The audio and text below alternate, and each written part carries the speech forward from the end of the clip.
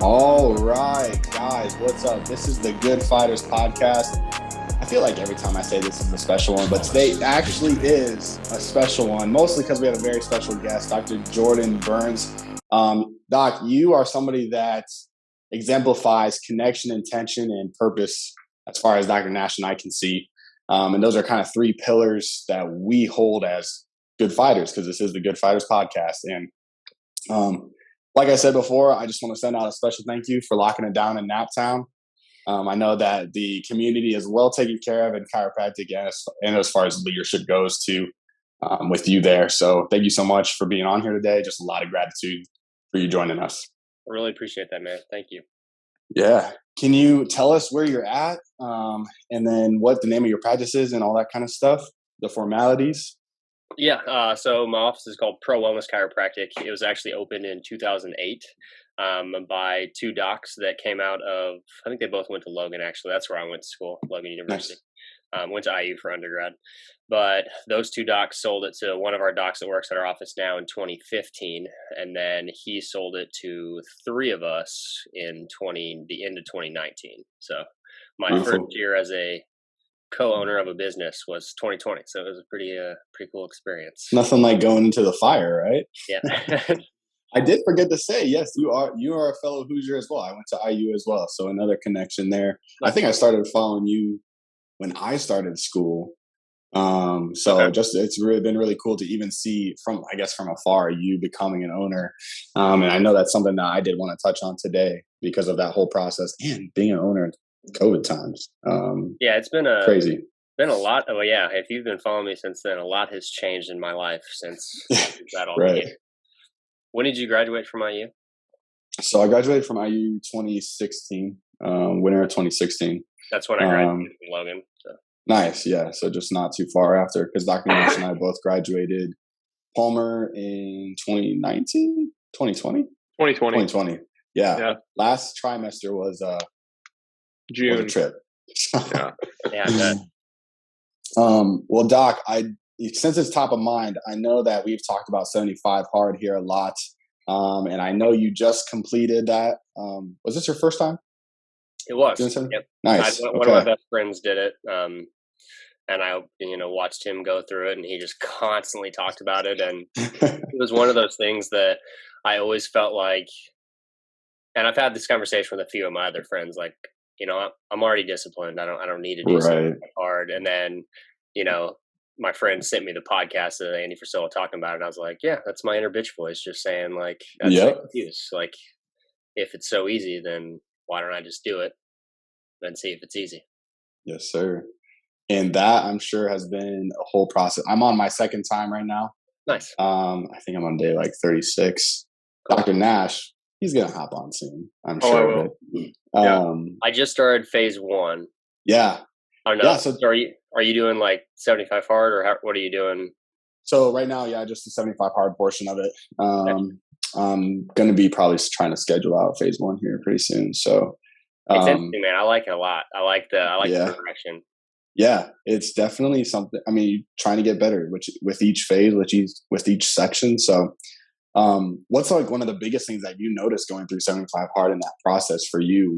What has changed? Because you went from, well, I am disciplined to now maybe a little bit different mentality. Yeah, one of my best friends came in town this past weekend. He's an acupuncturist in Lexington, and he was asking me that, like, what were the biggest takeaways from it? Because, he works out every day and, reads every day and all that. And he's like, I want to do it, but like, why should I do it, basically? And I told him, I was like, I even made a post about this the other day. And you guys know this, obviously, like every day we have choices, and those choices are pushing you towards health and wellness or sickness and disease. With 75 hard, you are hammering this over and over and over and over and over. And it's like every day I know that I am moving towards health and wellness. And if the last 18 months hasn't pushed you to move towards health and wellness, again, I don't know what's going to do it for you. Right. And I think for me, I told him too, is like one of the coolest things too is, with the discipline that I've developed over, past couple years, and especially through 75 hard, I can look myself in the mirror, especially after that before and after picture, and say, I love you. I'm proud of you. I respect you. how many men and how many people in general can actually look themselves in the mirror and say, I love you, I'm proud of you, I respect you. I That's would say a awesome. small percentage, and truly, truly mean that. Yeah. I think, when I think about the number one thing, I would say I have just developed more self-respect. And that is through obviously like transforming your body, but you're transforming your mind. When you're going out there for that 45-minute workout, like yesterday, it was 55 and rainy in Indianapolis. It sucked. I didn't want to be outside. It was pouring down rain, but I felt like David Goggins out there. I was just like, let's go. That's what's up. And you Quieting you that callous inner your mind. voice. That's And I mean, awesome. I have an 11-month daughter at home, and Wow. becoming a father has obviously completely transformed my life. But that's another reason why it's like I want to be an example of health more than ever before. It's like I'm disciplined, but I'm not before, because like it wasn't like I was out of shape or anything. I was fine, but now it's like no, I'm going to be a jacked dad, and that's the example that I want to set for my family. Right. Like, because there's only so many things that you can teach your kids, but they're going to see the actions that you do. So it's like if she can see how I eat, how I exercise, and how I read every day, I'll feel pretty good about that. That's an amazing process to be able to pass down. Because I know, not that my dad was bad or anything like that, but I didn't have that necessarily growing up. Something that I had to learn. Yeah, I've never seen my dad exercise. Love him to death. He's 6'6". It's not like he's like super unhealthy by any means, but yeah, I look back and I'm like, I've never seen him lift a weight. Yeah. So that's pretty wild to think about. I'm sure that can be said of most dads in our generation too. And with that being said too, you just being a leader for your own family, but then again also your community. How has that kind of transitioned to for you being a business owner and leading? Because you've been pretty outspoken as far as COVID goes. Yeah. In terms of really getting people to understand, hey, you need to take care of your health. Can you kind of touch on that? Like any backlash, any things that you've kind of have been motivators for you and different things like that? Yeah. I think it's been a big motivator because it's the same message that I'm sure you guys and myself have preached forever. Right. It's just now all of a sudden controversial, which is Right. super strange. And I mean, obviously it's not like I still don't have an ego and plenty of people still don't have an ego, no matter how you're delivering the message. There's definitely, I look back at some posts that I made the past year and it's not like I'm like, probably could have delivered that better, probably could have said that better. But it's also, it's a frustrating process when, we're used to, that's another one reason why I think it's easy for like natural healthcare professionals to speak out against it is because we're used to fighting. We have been gaslit for 110 plus years or whenever the Flexner report was, like 1910, like we are used to being called fake doctors and everything that everybody says in the comments. I would say it's 50-50. As much as I've had, hateful people comment, which again, I just block people now. And I don't think that's a bad thing. That is something I've talked to a lot of people about, of like just social, even just patients talking about like, successful people control their environment. It's not a bad thing to block people on social media, especially if they're strangers, because they're again projecting their trauma and drama onto you. And it doesn't mean that you want an echo chamber of the same opinions and beliefs. It's just that you're not going to allow hateful people to just say whatever they want to online TV. Right. Yeah. I never thought I would be a person that blocks somebody. I'm pretty emotional and empathetic. And it's not like I feel good doing it, but it's like, no, I have to for my mental health, because I'm not going to get on my Instagram every day and just have people telling me, just hateful stuff. It's crazy. Nasty. It takes the humanity out of people because they can just type on their phone or type on their computer and just say whatever is their deepest, darkest thought. And it's like, you got a lot of stuff to deal with, and I'm not letting it into my life. And I've had face-to-face conversations with patients that have left over the last year. But as much as that has happened, I have gained such a stronger core community in Indianapolis and definitely online. Because again, millions of people feel the same way. Millions of people understand, regardless of whether you got the shot or not. Like, I think most people agree that we shouldn't be mandating it. I think most people are having somewhat of more of an understanding and waking up to the fact that, maybe natural immunity is a really important thing. And it's kind of weird that, they're really pushing this. It's kind of weird that natural immunity hashtag is hidden on social media. Like, it's very strange when we do have like studies coming out saying that it's better. And obviously we know that it's better. I mean, we've been saying that from the beginning. It's an almighty universal truth forever. But I don't know, man. It's been a funny thing to navigate through, especially like being a business owner. Obviously, like my business partners support me, feel the same way, don't care. And the people that I've lost, it's okay. They're not my people. I mean, as you guys know, like not everybody's gonna like you, and that's okay. I mean, that's life. The people that I've lost, also the face-to-face conversation, they've just been unfortunate because I had one specific interaction with a gentleman. He was probably 70 years old. And he just straight up asked me if I got the vaccine, and I told him no. And he said, well, I can't come in here anymore. Like, you're not wearing a mask. You didn't get the vaccine. And just kind of like went on a little rant. And I was just like, would you like to go in the back so I can give you more information on both of these topics? And he said, I don't need more information. And I just go, you clearly do. Like, I would love to be able to talk to you more about this. And he just didn't want to. And I was like, okay, that's okay. Yeah. That's the heartbreaking thing, is there's such a divide and not enough understanding, even if you guys have differing of opinions. And while he does have that choice to make his own opinion on that, it is sad that we can't have those conversations anymore, and quite literally being hidden. Like you said, they're just not, for whatever reason, don't want to be around. So and that's okay. Like I said, I have I have had way more positive come from it than negative. Yeah. And that's awesome. And I feel like that's kind of, like you said, that it's going to work for the greater good in that way. So, and I think, again, what are things I want to pass down to my daughter? What's the example I want to set, for my family, for my wife? Values. Yeah.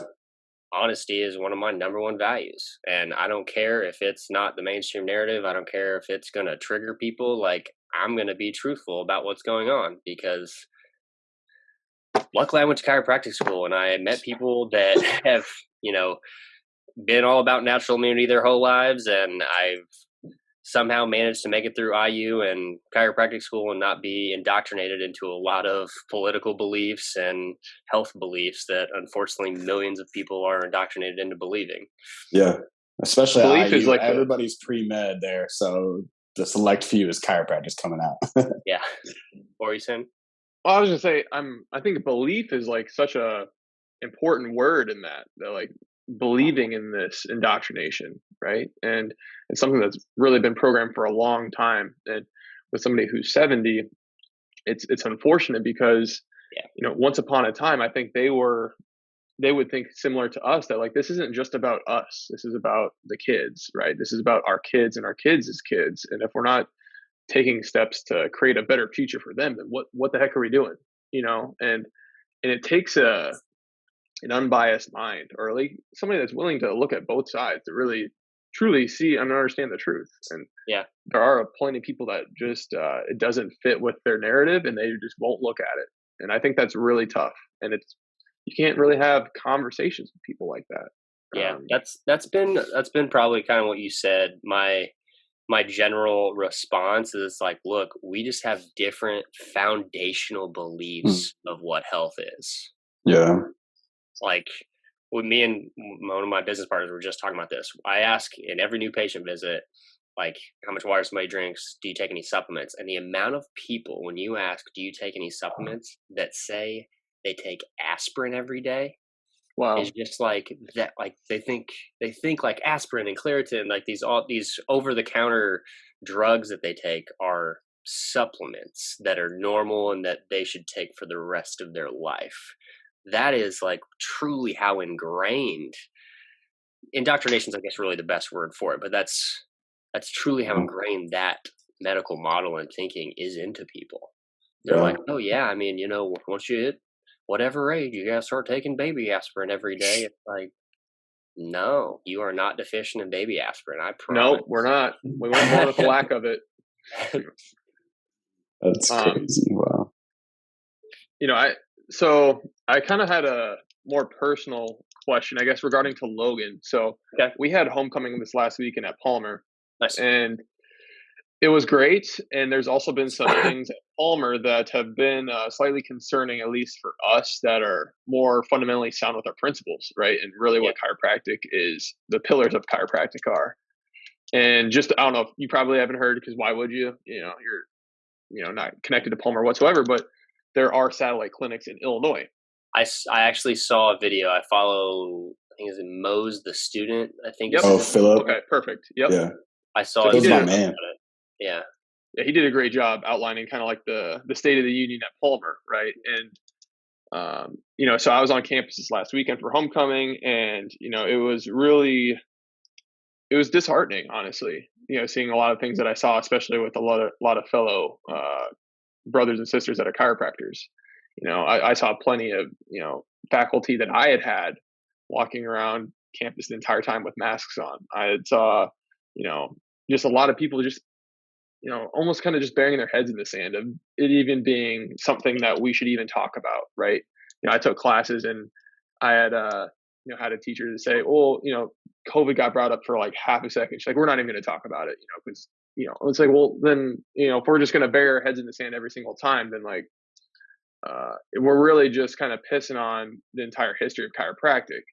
And I was curious if you've seen or heard anything with Logan, anything at all, because I think honestly the institutions they have the greatest responsibility of all to uphold what chiropractic's all about, and if they're not standing up for it, then it's up to us to hold them accountable. Yeah, I would completely agree. Honestly, I have not really paid attention or know much about what Logan's doing. That's another thing. I think, I don't know how much, but I look at Logan as, in terms of philosophy, we're pretty PT based. We do a lot of modalities, and there's nothing wrong with that. I mean, it definitely, I think my education at Logan really helped me be like a competent practitioner. You crush boards, you do really well on tests. In terms of being like a doctor, it's great. But in terms of philosophy, it is 100% lacking, in my opinion. I definitely, I know a lot of people in my class and a lot of, docs that I've met, the past couple of years that come out of Logan that you don't love chiropractic and you don't love what you do every day. And that's extremely important. And it's something that you lack coming out of Logan. You like doing a lot of exercise, and none of that's wrong. I still, I'll do Graston on people. It's not like I have an issue with doing soft tissue work with people. Like that's totally fine. But philosophy's been lacking there for a while. And it's funny coming out and learning more and meeting more people, because now the schools that Logan made fun of and the techniques that Logan made fun of and the business practices that Logan made fun of are now things that I'm like, nah, that's the stuff. Those are the schools people should go to. Those are the schools that actually teach you philosophy. Those are the schools that actually teach you how to be a chiropractor, how to love what you do every day.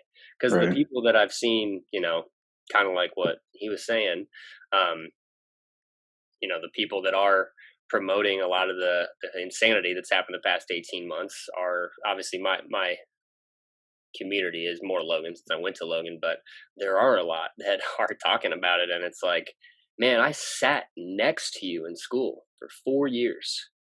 We saw the same stuff, heard the same stuff, took the same tests, had the same education. How are we just completely different?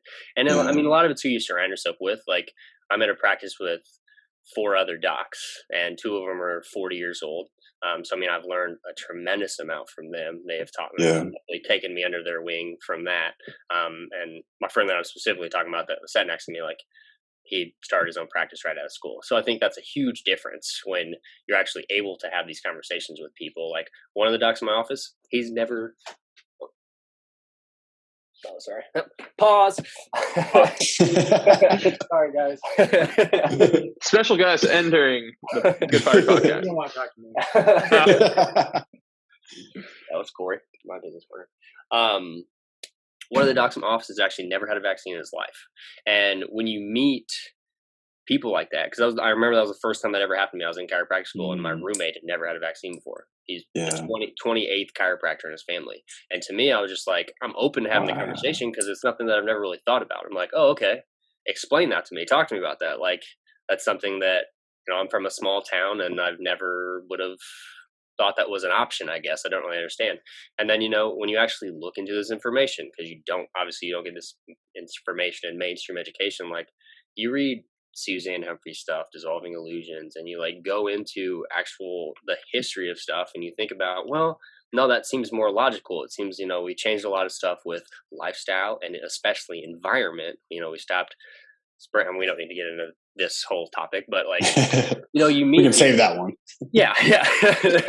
But again, I was meeting more and more people that had never been vaccinated before, Right. and it was the first time that had actually opened my eyes. And it's, again, like Nash said, like just being open to listening to someone, being open to hearing someone's conversation. So Dr. Evans in my office, again, never had a vaccine in his life. His family didn't, for religious reasons, but whatever. He's never had them before. So especially now, I love talking to him about what's going on in our society, because it's like, you know, they're trying to mandate you to get this one, and it's like, you've never had any. Like I had them as a kid. I mean, I had vaccines up until I was probably 17.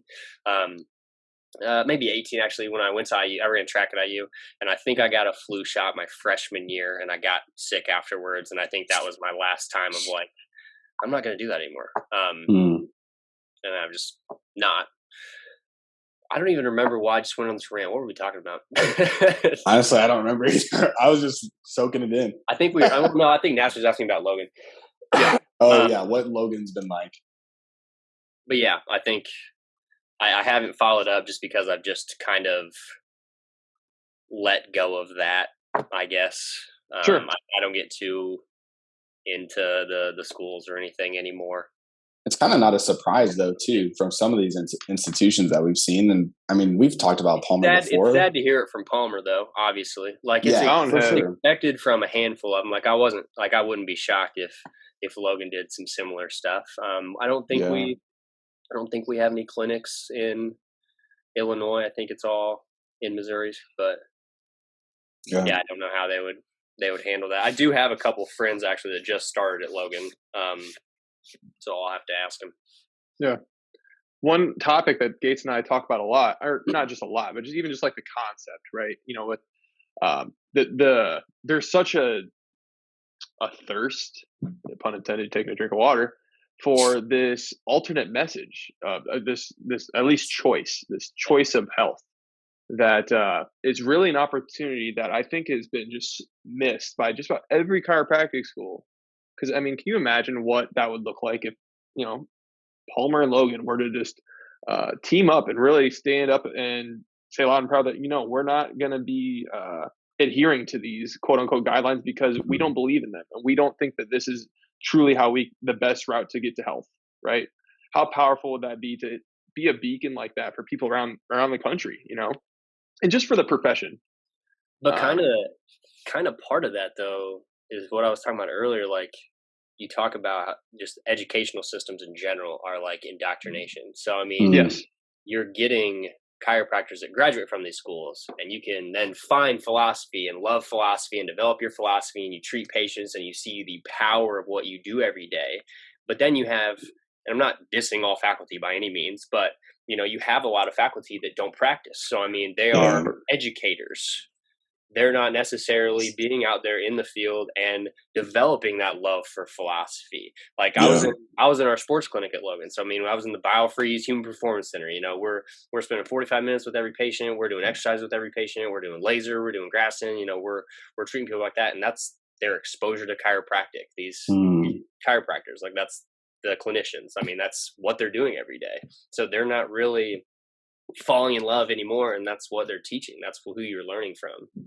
So it's the same thing as going to IU. Like you get indoctrinated or can or whatever with, well, we don't even get in that either, but but you get the point. Like that I think is where that unfortunately comes from, because you don't have, you know, Brett Jones and all the like super philosophical chiropractors out there teaching at chiropractic schools. Right. Like once upon a time, you know, like. For sure. And there's not that there's not philosophical chiropractors at chiropractic schools. It's just that, you know, for the majority, I think it's definitely being a lost profession, because there is such a divide of people trying to get rid of the most beautiful part of our profession. The thing that makes our profession so profound and strong. And really the future of what I believe is the next step for humanity, at least 100%. in my, can you imagine, right? Being in class with having Dr. Fred Barge as your professor, or having BJ Palmer as your professor, or Dude, that gives me goosebumps just thinking Robbie about that. Gold, or Reggie Gold, or literally Sigafus. So many of these giants that have come through the profession. Matter if they had Dr. Jordan Burns as their faculty, you know what I mean? How much of a difference would that make versus, like you said, we've had some great faculty, but at the same time, it's, you take one person off the staff from 1965 and they're automatically the best staff member we have, no matter what category you put them in. And I just think that's a damn shame.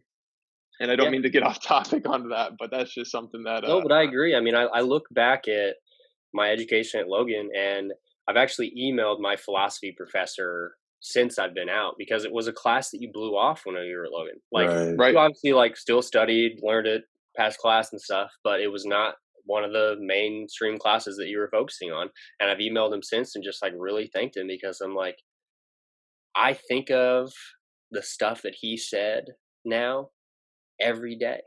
Yeah. I think I posted the quality of your life is determined by the quality of your questions. Question everything, including yourself, and especially the status quo. Never doubt your gut, logic, or common sense. That's all from him, and it's not. That's just life advice. It's not even necessarily chiropractic. Same chiropractic philosophy. Yeah. That's I mean, I agree. I think one of the things that we talked about a lot in school was how natural healthcare thrived after the early 1900s flu pandemic, and I do think that's definitely going to be a thing. It is a thing. I mean, we never closed here in Indiana. Last year, we definitely took a hit in March and April, but after that, I mean, we as busy as ever. June and July last year at the time were my best months I've ever had. So I mean, it literally tanked and then skyrocketed right away, because it is. I think people are understanding, especially with the more and more information that's coming out with comorbidities and obesity and all those studies. I need to take better care of myself. That seems to be the real factor here. That's the biggest issue, is the fact that 80+% of our population that's probably higher than that, probably 90+% is metabolically unhealthy.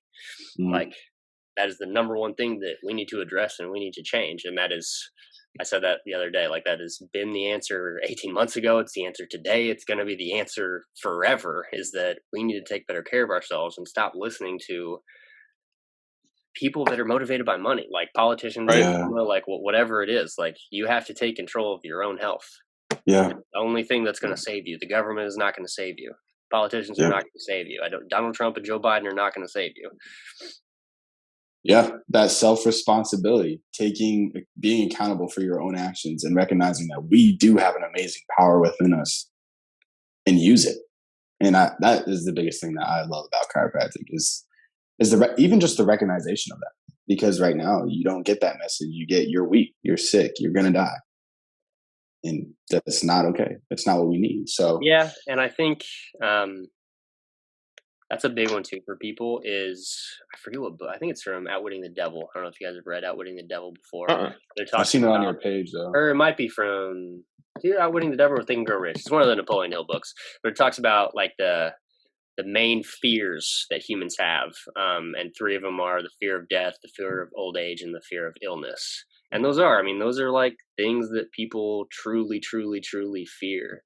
And I mean, if you're not, if you don't have some type of spiritual belief or some type of, religious belief, whatever it is, stoicism, anything along that line, you're afraid to die. And it's I'm not I wear a necklace every day. It's Memento Mori.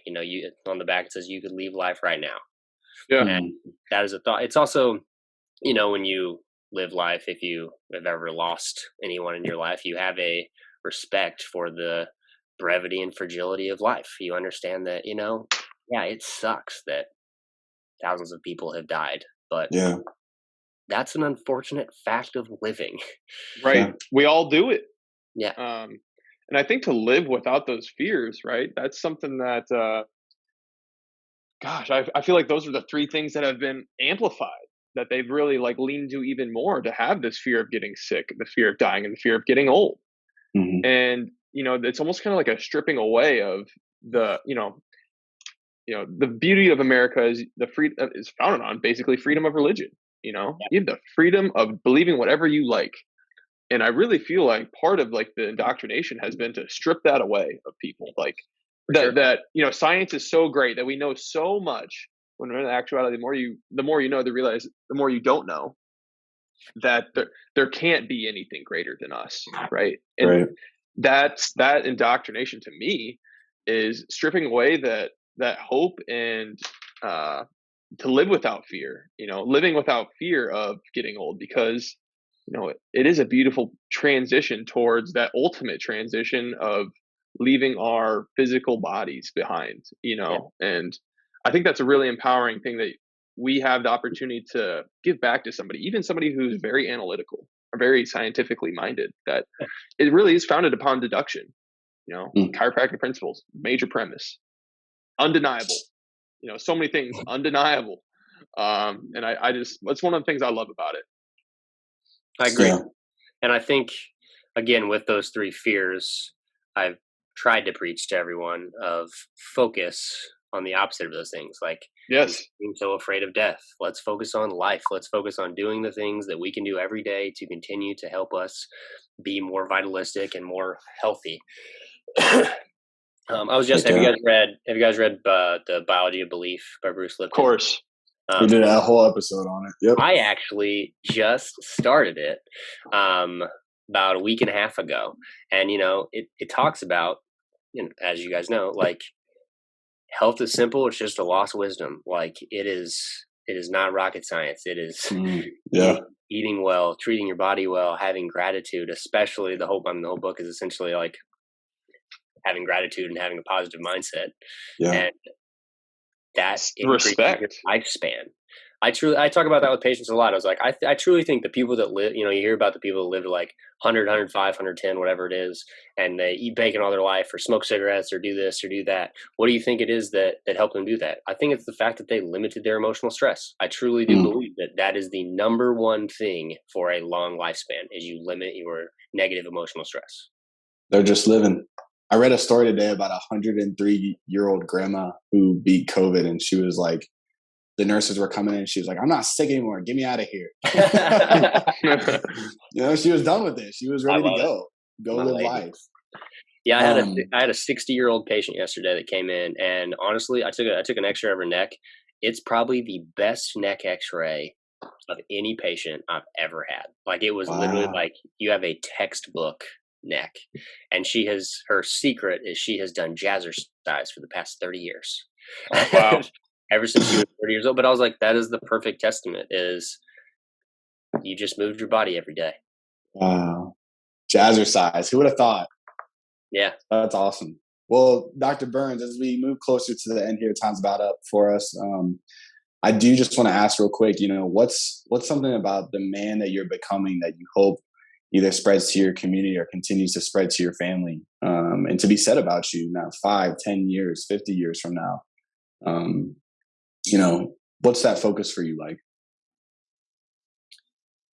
Wait, what do you mean? You asked kind of two things there. Sorry. Like, what would you like to be said about the man that you're becoming? Like the best version of you? Sure.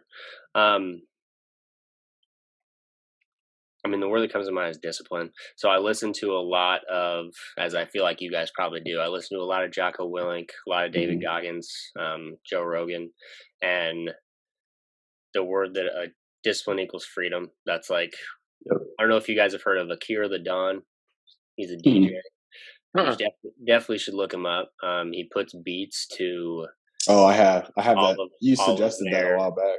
Yeah, all of their talks. So there's a Jocko Willink album that I listen to pretty well every day. Because again, it's important of what you're feeding your mind with every day. And when you're hearing discipline equals freedom over and over and over and over, you become a lot more disciplined. And that is obviously something like we've talked about, like 75 Hard gave me. But I just think I messaged my group text of friends and my family group text probably about a year or so ago and asked, how would you describe me in one word? Just kind of out of curiosity, like, what does my family and friends have to say? And the overwhelming response, 90%, was driven. And I do. That is, I'd say, what I want to be known for the most is that I practice what I preach. Mm-hmm. That's, I think, another thing that really I got out of 75 Hard was now it's like, now I look like for real, I practice what I preach. Yeah. Not just, I mean, it's not that I didn't before. It's just now I physically look a lot more like I practice what I preach, because I think that's important. That's authenticity. You know, how many people are giving out health advice on the news or online or whatever that are not healthy themselves, physically, chemically, and emotionally? Like, I know, because I mean, I say that in some of my posts too, because it's like, I can't speak for everybody on these topics, but I can speak for myself. I don't drink. I don't smoke. Like, I have a strict morning routine that I do every day. Like, I get my 6 or 7.5 hours of sleep, depending on your sleep cycle. Like, I mean, I'm hammering home my health habits every day. I can only speak for me, but I know the work I'm putting in my health. Mm-hmm. So all kinds of deposits. Yeah, every day. And that is something that I can be proud of. And that is why I have no problem talking about and being confident about, no, this is what you can do for yourself. Like, you just have to do the easy habits every day. The most difficult habit is doing the easy habits every day. I say that to patients every single day. Because it's not some secret. Like, you bent down to get a dish out of the dishwasher, and now you're 10 out of 10 low back pain. Why? It's not because you bent down to get a dish out of the dishwasher. It's because you've sat at a desk for 40 years, and then you go sit at home, and then you wake up, and then you get up, and then you sit in your car all day, and then you go to work, and you sit at work all day, and then you come home, and you sit on your couch, and then you go to bed, and then you wake up, and then you sit in your car in traffic all day, and then you sit at the office, and you do that over and over and over and over. Like, yeah. Gotta take action. No, that's awesome. Gotta take action. Well, Doc, where can people find you and follow you and all that kind of good stuff as we move forward? They can follow me on Instagram. I guess for now, I try to always move my way around, which I don't have as big a followings as a lot of the guys that have gotten deleted over and over and over and over. But for now, Dr. Jordan Burns on Instagram. I'm going to tweet a little bit more too. Okay. So Twitter's made a comeback. Twitter is also Dr. Jordan Burns. Yeah, I got off of Twitter for a few years, but a couple of my friends have used Twitter regularly, like have pretty good followings on Twitter and stuff, not chiropractic related, but they just use it a lot more. And, you know, I feel like I control who I follow on that a lot better too. So I'm only seeing more like positive entrepreneurial type stuff. I've definitely taken a step back from kind of social media in general. Again, been focusing more on stuff that I can control. One of my mentors, actually the guy that started my office, he's no longer a chiropractor, but very successful entrepreneur. You know, always talks about he calls it the 4 F's, or it's the same kind of concept a lot of people talk about as mind, body, spirit, business, but it's faith, family, fitness, and finances. So those are kind of the things that I've transitioned to focusing more of my time and attention to. I got off of Facebook last year around November. Ironically, not even necessarily because of the election, just because a lot of backlash I was getting from a lot of like IU acquaintances and stuff. And I don't really do much, or I don't do anything on Facebook anymore. I have a business page on there, but I have not touched it since about a year ago. So yeah, pretty well just Instagram and Twitter now. And then, yeah, like I said, my office is in Fishers, Indiana, which is a northeast suburb of Indianapolis. That's awesome. Well, students that are listening to this podcast, go shout out Dr. Jordan. Definitely somebody you want to learn from. And as he continues to become, or maybe already are, a giant within the chiropractic profession. Dr. Nash, did you have any closing thoughts for Dr. Jordan or anything? Nope. I just want to thank you for your time. I certainly got a lot out of it, and just really love to talk some more chiropractic with you here in the future, Doc. Yeah, man. I really appreciate you both having me on. Yeah, thank you so much, Dr. Jordan, once again for joining us. And we just really appreciate and are extremely, extremely grateful, full of gratitude. Choose your destiny.